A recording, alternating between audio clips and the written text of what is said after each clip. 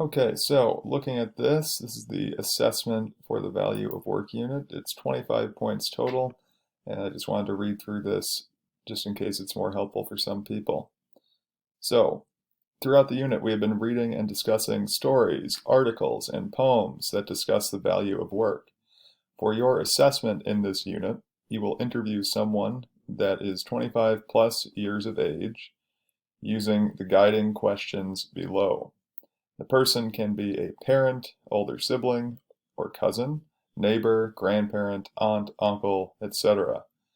If you are interviewing someone you do not live with, use a phone interview, Zoom, etc. to continue practicing social distancing. The interview, worth 10 points, is due by 8 a.m. on Monday, April 6th.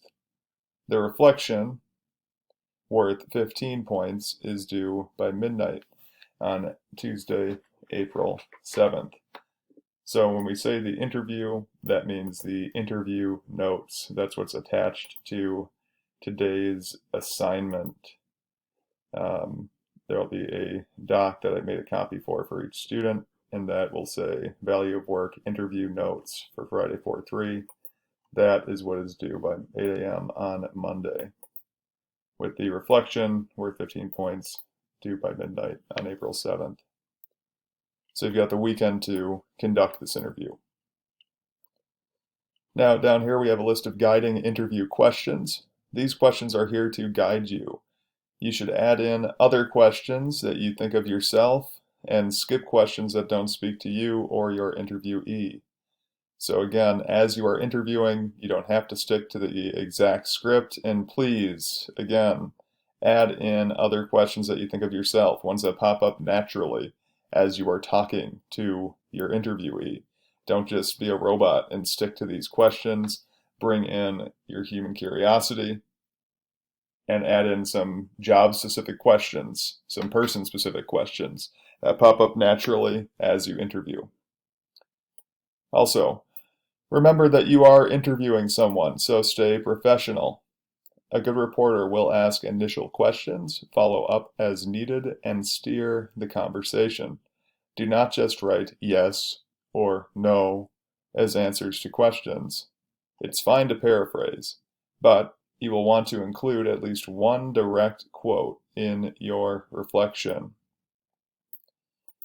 Be sure to use quotation marks to show your direct quote. So, for the interview notes and questions, you will type in the question that you're asking, and then you will record the notes of what that person is saying.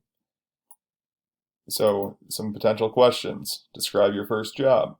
What did you learn about working from your first job? Describe your current job. What is it that you do?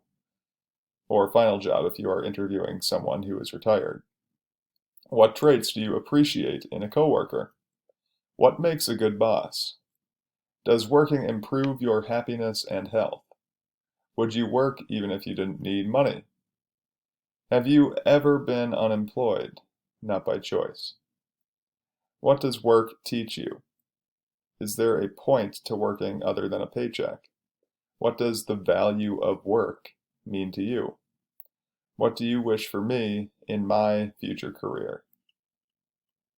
So this is what you should be asking in the interview. Again, adding in questions that are original that come up as you are talking to the person, but please use these questions as an initial framework, and that'll be helpful to steer the conversation. So that's for the interview notes portion. Then the reflection, the parts that is due Tuesday, that will need to be a 1 to 2 page MLA formatted reflection, size 12 times New Roman double spaced, and you will answer the following prompt. What is the value of work? You'll use the rubric below to guide your reflection. Reflections must include at least one citation from your interview.